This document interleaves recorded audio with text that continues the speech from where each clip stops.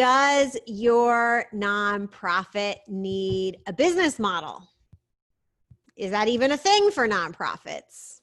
That's probably what you're wondering and why you're here. For those of you who don't know, I'm Sarah Livieri. I'm a #1 international best-selling author, former executive director, also been a program manager, conference coordinator, fundraising event coordinator, all the hats, of course, that most of us nonprofit folks get to wear at some point. And I am now the proud creator of the Impact Method and founder of PivotGround. And I love helping nonprofits change the way they operate so they can make a bigger impact without getting overwhelmed or burning out. So we're going to talk about business models. Let's dive right in. And hopefully all will work well. My mouse was disconnecting just as I was starting up here. So let's talk about what a business model is, right? In the for-profit world, they talk about, oh, what's your business model? We talk about this all the time. So let's just start there and talk about what it is. Here we go. We're making these slides live for you. It's really pretty simple, actually. It's the combination of your customers, knowing the right customers, and pairing them with a product or service that they want to buy, basically, because it solves some sort of problem that they have. And when you combine those two things, it makes a profit because they pay you money and you have something you can deliver that costs you less than you charge them for and that we're willing to pay. And so it's basically what you do to make a profit. So what does this mean for our nonprofits? Well, you might know some people say nonprofits are messy. I like to say nonprofits are complicated, which is why so many of them are messy, but they don't have to be messy. But nonprofits are more complicated often than their equivalent for-profit counterparts. So what does a nonprofit business model look like? Well, it's a little more complicated because we have to combine what we do to make a profit with what we do to make an impact. What we do to make a profit and what we do to make an impact. So how do we make a profit, right? Let's put them in here.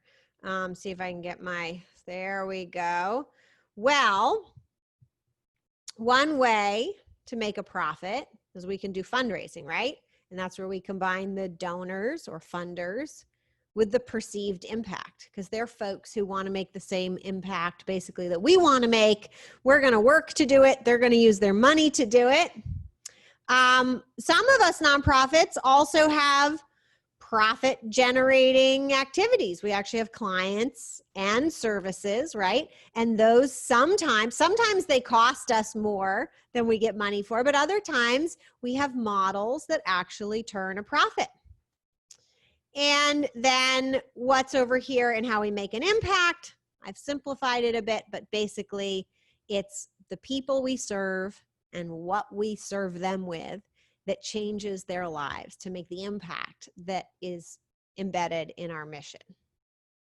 So before we kind of dive, way deep into here, before we dive any deeper, you might be going, Sarah, what's this about nonprofits making profit, right? That's not a thing. Well, it is a thing. Nonprofits can absolutely make a profit.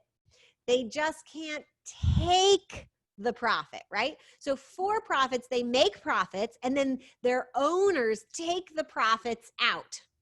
Sometimes they reinvest them and they keep them in the business, but they're allowed to, if they want, to just take the profits out and have it be their own money. You can't do that. You can't take your profits out in a nonprofit. They have to stay in the nonprofit. Are you with me on that nonprofits can make a profit, but they can't take the profit? Give me a yes in the chat if you're with me on that, or give me a no if you're like, I don't believe you, Sarah. And if you're watching the replay, also leave it in the comments. Yes, yes. Okay, good. You're with me on that. So let's talk about what goes into this business model here, right? So you're making your business model. We're going to talk about one side, and then we're going to talk about the other side. If you've heard me talking about money before, you've heard me probably say that nonprofits are always working on making money pie and making mission pie, right? So it's the same thing over here. So let's talk about money first, right? Because it's fun to talk about money. It's actually what I'm talking about later today at a conference. So here are some things to think about. How does your nonprofit make a profit, right? So how does the cash flow in your model, right? Are you having a fundraising model where you have like one huge fundraiser and the cash comes in all at once? Or maybe you rely on some big grants and the cash comes in all at once and then you have to make it spread out through the year. That's good. Yeah, so you have to, but it's good to get cash up front. So that's an important thing to consider in making your business model great. Another thing to consider is the cost structure, right? We're all used to considering, oh, should we cut expenses? What we're less used to considering is, are we spending in the right places? Are we spending too little in some places? And what's another thing we should consider when we think about making our money pie or making our profit is how scalable is it? Some things we could make a lot of profit from, but they're not scalable. Like here's a classic one, the bake sale, right? Really high profit margins because you got some volunteers. That's all they wanted to do in the first place. It doesn't really cost you anything, but you're not going to be like Walmart scale, right? It's not that scalable. So you want to think about, is there an upper limit to this profit making ability, right? If it's only able to make a little bit of profit for every pound of money we spend, that's okay if we can do it at a really big scale. And another thing, is there a lower limit, right? We often don't ask ourselves this. Is there a point at which doing this activity just has diminishing returns because the cost doesn't shrink anymore and yet the amount of money coming in does? So those are three things to really think about your model here. And there's one more which you're going to think about for both. So I'm going to introduce impact here. And here we have who, right? Who you're trying to get the money from, who's giving the money in the first place, right? Who are the donors? Are you targeting the right donors? Are you targeting the right foundations? Are you targeting the right corporations? If you have clients who are paying, have you really honed in on the right ones? And same for impact, right? You could make a bigger or a smaller impact depending on who you target. Are the people you're targeting the people not just who need your services the most, but who are the most likely to benefit, right? I like to think about, when I think about impact and the who, it's like there could be two doctors, basically the same qualifications, at the same practice, but one doctor has a different personality than the other. And so each doctor is going to have a certain set of patients they're going to be able to get better results with. They're going to be able to serve them better, not because they're more or less qualified, but because they just are aligned in their personalities, right? So there might be a group of people who your personality is most suited to, and therefore you can make up even bigger impact if you focus on getting more of those people into your organization. Here's another thing to think about with your impact business model is, how effective is it?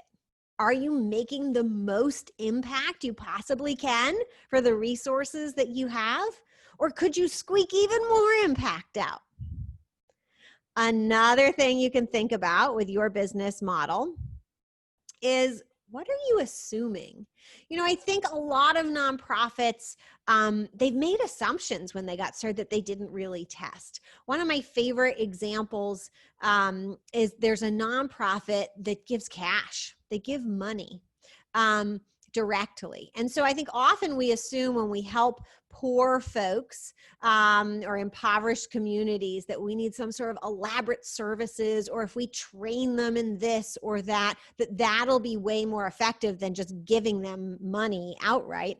And this organization does a lot of research, and in fact, they found that in many cases, actually just giving them money is more impactful than giving them some kind of service. So really be careful about what you are assuming. What is the cost structure? This one you're probably familiar with, right? How much does it cost you? Does it need to cost that much? Or are you spending too little? If you spent a little more, would it actually make a bigger difference? That's often the case too. And related to scale, again, in this case, when it comes to your impact model, you really want to be thinking about, is there a minimum or a maximum scale, right? Is there a minimum threshold that you need to meet for it to be effective? And how big can it go? How big does it make sense to go? So these are things to consider in your funding business model, your profit business model, how you generate a profit. And these are some basic things to consider in your impact generating business model. So let's take a look. Oh, I'm having whoops, here we go. Sorry. Let's take a look at some models specifically, right? Some names of models. Question is, how does this apply to the art? So I'm going to give you some clues about how to think about it for your particular organization. So in the for-profit world, there are literally hundreds of profit models that have been labeled. And in the nonprofit world, not as much work has been done to just kind of label it as such, but I'm going to give you a link in the follow-up email to a nice article from the Stanford Social Innovation Review where they list 10 different funding models. They have cute names for them, and they have all the, kind of a description of how each one works. And I'm also going to give you a link to a Harvard Business Review article that has a whole bunch of for-profit models listed, but they're still very inspiring, even though they're for-profit. So I encourage you to take a look. There are literally hundreds of examples in the for-profit world. And I'll tell you that this wasn't always the case. So I think it was in the 90s that we started to see a boom in thinking of new, different models for making a profit. So I don't want you to think that you are limited in how you get your money to make your impact by what people are doing today. We are ripe for an explosion of new ways to be funding our nonprofits by generating our own profit. So here's a model, I call it pass-through impact. This is the model that a lot of donor funding strategies are based on, right? And foundations too, right? Foundations are nonprofits who pay other nonprofits to fulfill their mission. And donors are people who pay nonprofits, give nonprofits money in order to fulfill their personal missions, the things that they are concerned with making an impact in the world. So I like to call that pass-through impact, right? If I'm your donor, I'm going to give you money so that you can go make the impact that I wanted to make. I've just chosen to use my money. Another model would be an affinity type model, right? Like I'm going to give you money so that I can be associated with you. Another model, this one's really good for service organizations who are charging, membership organizations, arts organizations, very much so. But also for donors, this can be leveraged as well. An access model, essentially you're giving your people, your who, access to something that's valuable, right? In this way, it's not just an exchange for services, which is the last example I'll give you over here, which is fee for service, but it's access to the kind of people or access to a community of support that brings a lot of value to them. Let's talk a little bit about impact models, right? So some people could provide a resource. You might provide resources like clothing, housing. If you're an education or an arts organization, you might provide, access to libraries, things like that, or materials. You could have an education model, right? You teach people and in exchange they get education and that helps them lead more fulfilling lives. You could provide a service of some other sort. You could certainly argue that education is a service, but if you want to differentiate, you can think of a service as something you do for people. You could, again, also giving people access is another way to make an impact, right? So maybe you help people navigate the mental health care system, right? Or the disability system. You're helping them gain access. You don't offer the supports directly, but you help them get access to those supports. And another way, I'll stick it over here, is you might make an impact by changing people's minds. If you're an advocacy organization, you're probably making an impact by changing the way people think about issues and thus hopefully changing the way they act.